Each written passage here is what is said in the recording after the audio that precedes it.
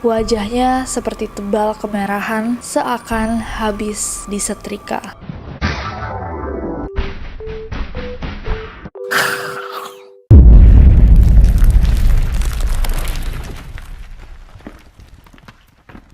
Hey guys, it's Nessie and welcome back to Neror. Oke, aku bersalah. Di videoku tentang sekolah-sekolah terangker, di akhir videonya aku sempat bilang, komen deh di bawah kalau misalkan kalian mau lihat konten tentang universitas-universitas terseram. Dan ternyata yang komen banyak banget, sampai ada satu komen yang punya 18.000 likes or something like that. That's crazy. Tapi aku lupa. Maaf, oke. I fucked up. Tapi better late than never. Lebih mending terlambat daripada nggak pernah. Jadi hari ini kita akan membahas beberapa kampus terangker di Indonesia. Kampus-kampus ini memiliki cerita mistis yang telah turun-temurun dipercaya lintas angkatan, lintas generasi. And those stories will likely stay forever. Dan cerita-cerita mistis itu mungkin akan ada selamanya. So without any further ado, stop senyum-senyum, cause shit's about to go down.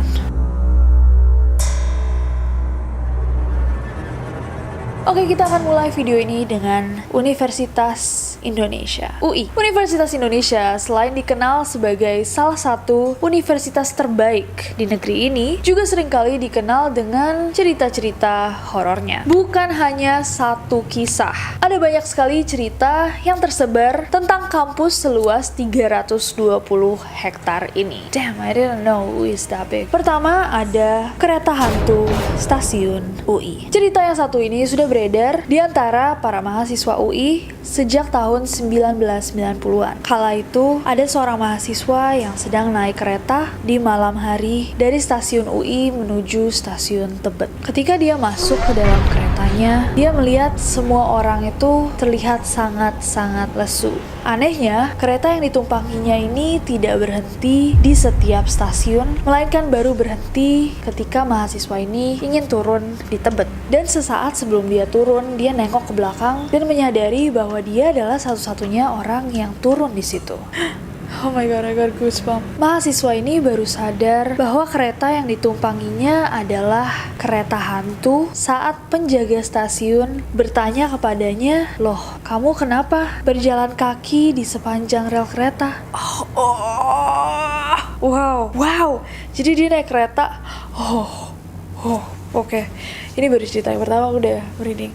Dia jalan naik kereta, semua orang aneh di dalam kereta itu, dan sampai di tujuannya malah penjaga stasiunnya nanya, "Loh, kamu dari tadi ngapain jalan di rel?"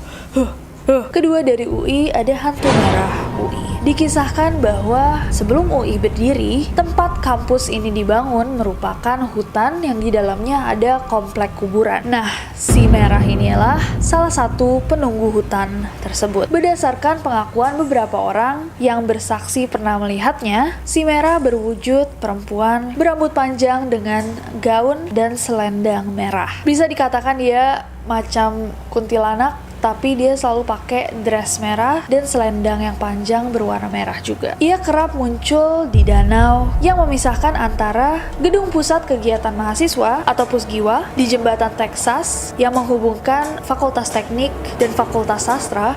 Texas Teknik Sastra, got it. Dan di beberapa gedung lainnya. Ada kalanya dia nampak di FT dan kadang pula dia muncul di sekitar musola FIB. Sosok si merah ini tidak langsung menakut-nakuti orang yang melihatnya. Namun, ia terkadang suka menjahili orang yang sempat melihatnya. Kejahilannya seperti menutupi wajahnya dengan selendangnya dan ketawa. Kadang pula, dia nampak di dalam kelas, duduk menyamar seperti mahasiswa. Konon katanya, menurut mitos dari warga setempat, si merah ini dulunya adalah seorang gadis yang meninggal di hutan di mana UI dibangun. Namun of course, dengan konon katanya, kebenaran yang satu ini tidak bisa dipastikan. So what do you think? Anak-anak UI, apa kalian percaya? Mungkin ada yang pernah lihat? Komen di bawah. Next.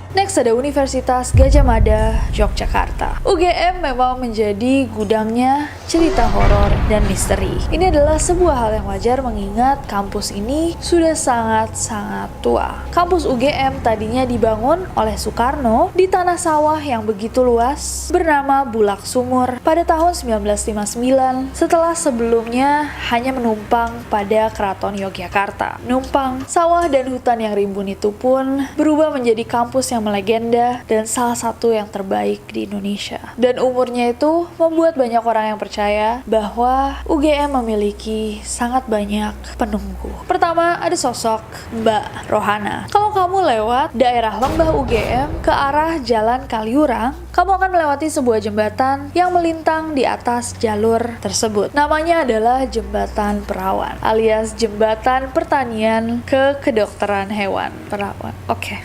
Nah, sosok Mbak Rohana ini adalah satu sosok urban legend yang sering dilihat banyak orang dari kesaksian mereka. Mbak Rohana merupakan sosok wanita berkerudung yang sering muncul pada malam hari di atas jembatan perawan. Beberapa korban yang sempat bertemu dengannya melihat sesosok perempuan berjalan di jembatan penyeberangan tersebut. Namun, ketika diamati, si perempuan yang sedang berjalan ini dari jalan tiba-tiba dia terjatuh dari jembatannya. Biasanya yang menyaksikan langsung histeris kayak oh my god, ada orang barusan jatuh dari jembatan. Mereka panik, namun ketika dicek tidak ada seorang pun yang berada di bawah jembatan. Kedua, ada hantu di Swaragama. Swaragama merupakan radio suara Gajah Mada. Get it? Suara Gajah Mada. Cerita ini berasal dari gedung-gedung tua di selatan UGM, di depan Kopma dan perpustakaan unit 2. Gedung ini terdiri dari 3 lantai. Lantai pertama digunakan untuk data, administrasi, musola, dan cybernet. Lantai kedua murni isinya buku-buku perpustakaan, dan di lantai ketiga adalah di mana kantor Swaragama berada. Pokoknya dari yang aku baca, lantai 3 ini hanya dipakai untuk siaran radio Swaragama. Kalau aku salah boleh dibenerin. Tapi menurut kabar dari penyiar-penyiar lama, saat mereka sedang bekerja sendiri atau mempunyai shift malam, kadang mereka mendengar atau merasakan ada aktivitas lain di lantai 3 ini. Seolah-olah lantai ini tidak hanya digunakan untuk radio Swaragama. Menurut pengakuan dari salah satu kru Swaragama, di lantai 3 ini seringkali terdengar suara kursi diseret, orang mondar-mandir, dan aktivitas-aktivitas lainnya, terutama di ruang baca, apalagi setelah jam 8 malam. Padahal perpustakaan dan administrasi tutup jam 4 sore. So what could they be? Apakah benar ada aktivitas-aktivitas lain di lantai 3? Apakah kalian percaya? Komen di bawah. Next. Next ada Institut Teknologi Bandung. The Bandung Institute of Technology adalah salah satu universitas paling prestigious bersama on top of the list dengan 2 universitas yang kita bahas sebelumnya. Lulusannya nggak main-main. Presiden Soekarno, Presiden Habibie, like damn, this is a good school. Tapi ternyata a good school juga tidak bisa lepas dari legenda-legenda mistis. Dipercaya ada 2 sosok yang terkenal di ITB. The first one being hantu noni Belanda. Konon katanya di studio lantai 3 gedung FSRD bersemayam hantu noni Belanda yang cantik jelita. Hantu ini kerap menemani mahasiswa-mahasiswa yang tengah lembur mengerjakan tugas mereka di studio lantai 3 gedung ini. Bahkan ada yang bersaksi bahwa mereka kerap diajak ngobrol dengan hantu yang satu ini. Damn, she's nice. Kok kayak hantunya baik banget. But I just realized, kenapa di Bandung yang terkenal adalah hantu noni-noni Belanda. Ya kan di SMA 5 ada Nancy yang katanya juga noni Belanda, which is but like her name is English. Oh, mungkin karena pada zaman itu yang boleh sekolah dan masih excited banget buat education adalah perempuan-perempuan Belanda kali ya. Karena perempuan Indonesia waktu itu belum diperjuangkan edukasinya sama Ibu Kartini. Tapi ya mungkin, jadi mereka suka bersemayam di sekolah-sekolah. Kedua ada hantu tukang bakso. Kejadian horor ini juga terjadi di gedung FSRD. Lebih tepatnya di studio lantai 2. Jadi konon katanya ada satu kelompok anak yang tengah mengerjakan tugas mereka di studio lantai 2. Pas mereka lagi lapar banget nih, nugas tuh emang bikin lapar. Tiba-tiba salah satu dari mereka mendengar ada suara tok tok tok dan dia melihat ada tukang bakso pikul di luar jendela. Karena lapar, dia langsung kayak, "Pak, saya pesen dong." Tak lama setelah itu, dia mengajak temannya juga untuk memesan bakso. Sampai akhirnya salah satu dari mereka sadar bahwa mereka ada di lantai 2. So, mana mungkin ada tukang bakso yang lewat di jendela lantai 2 kecuali kalau... Next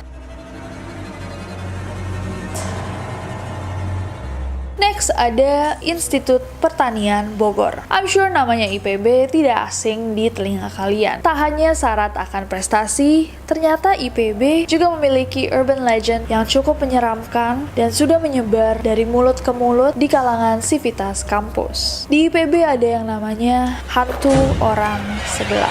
Ngomongin soal cerita mistis IPB, pasti nggak lepas-lepas dari cerita-cerita di gedung asrama A, B, atau C. For your information, asrama IPB hanya boleh digunakan oleh mahasiswa baru. Gedung 2 lantai yang masing-masingnya memiliki 5 lorong. Setiap lorongnya ada sekitar 10-12 kamar. Suatu hari ada sekelompok mahasiswi yang sedang mengobrol, bergosip di salah satu kamar asrama. Tiba-tiba ada yang mengetuk pintu. Tok tok tok. "Siapa?" kata para mahasiswi. Sosok yang mengetuk pintu pun menjawab, "Orang sebelah." Dan ketika pintu dibuka, ternyata yang mereka lihat adalah tamu yang hanya memiliki setengah badan. Jadi dibuka terus cuman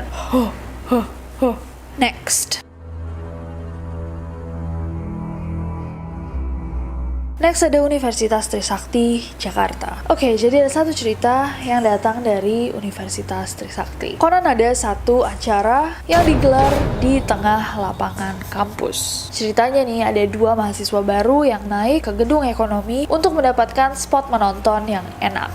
Setelah masuk ke salah satu kelas, mereka nyalain lampu dan mereka buka jendela dan mereka pun duduk santai sambil menyaksikan acara yang sedang berlangsung. Tak lama kemudian, datanglah satu mahasiswa lain berjaket ekonomi duduk di samping mereka dan ikut menonton. Jadi ada 3 mahasiswa nih di dalam ruangan itu. Tiba-tiba ada satu senior yang datang menghampiri mereka dan menepuk bahu mereka dari belakang. Kayak, "Hey." Senior itu langsung tergesa-gesa meminta mereka untuk membantu dia mengangkat barang-barang. Awalnya mereka kayak, "Kenapa sih, kita lagi nonton kok enak-enak, kenapa disuruh angkat barang-barang?" Tapi si senior nih ngegas banget kayak, "Ayo cepetan." Sampai dia membentak mereka, "Cepetan turun sekarang, bantuin gue. Kalau lo berdua gak mau mati." Takut dong mereka. Akhirnya si anak 2 ini berdiri, keluar kelas, diikuti oleh sang senior di belakangnya, dan si senior ini begitu keluar dari kelas itu langsung matiin lampunya dan menutup pintunya. Kedua mahasiswa itu pun bingung. "Loh, kok dimatiin sih? Kan di dalam masih ada satu orang lagi." Si anak ekonomi itu. Si senior pun menjelaskan bahwa yang duduk di sebelah mereka tadi adalah salah satu mahasiswa ekonomi yang ikut tewas dalam peristiwa 12 Mei 1998. Apa kalian percaya cerita yang satu ini? Komen di bawah. Ada satu cerita lagi dari Trisakti, tepatnya dari toilet kampus C Rawasari. Ceritanya ada seorang mahasiswa yang menginap di ruang senat.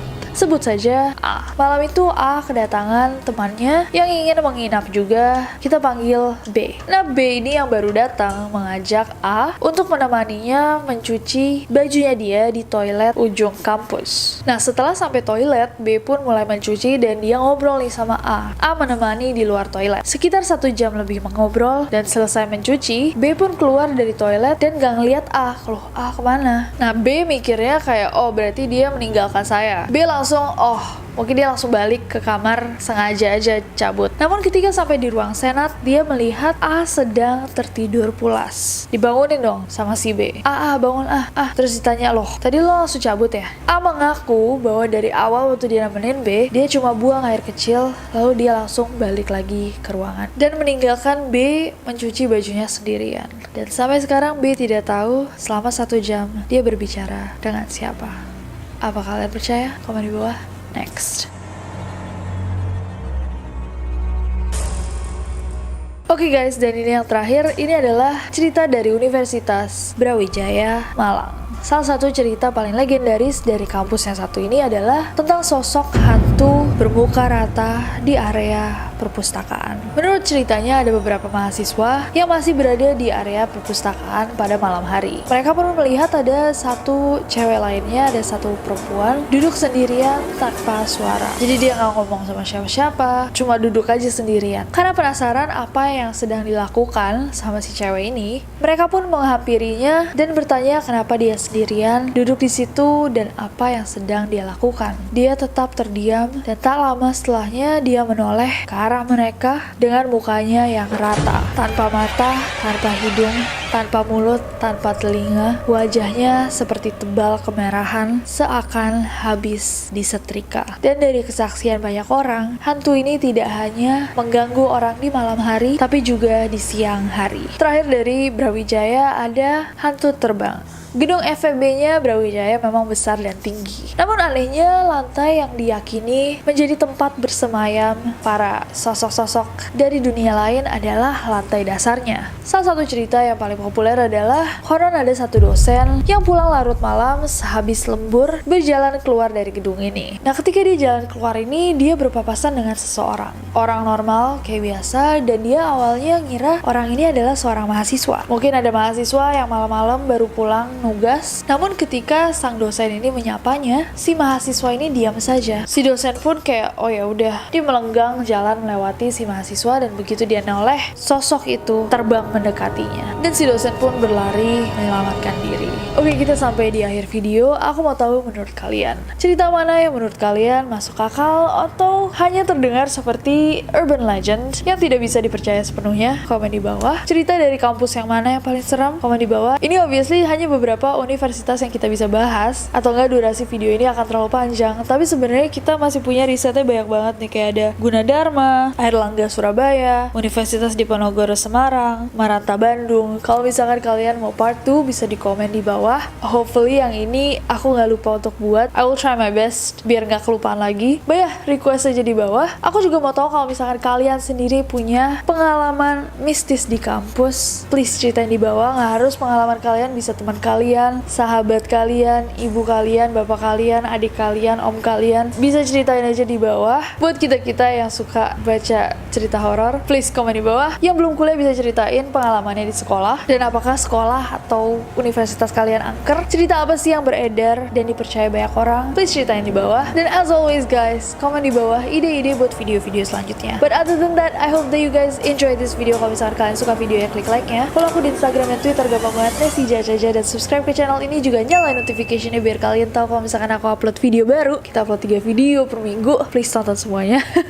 Susah loh bikin video. I hope you like them. But anyways, dan juga subscribe karena aku gak sabar buat ketemu kalian lagi. Bye-bye!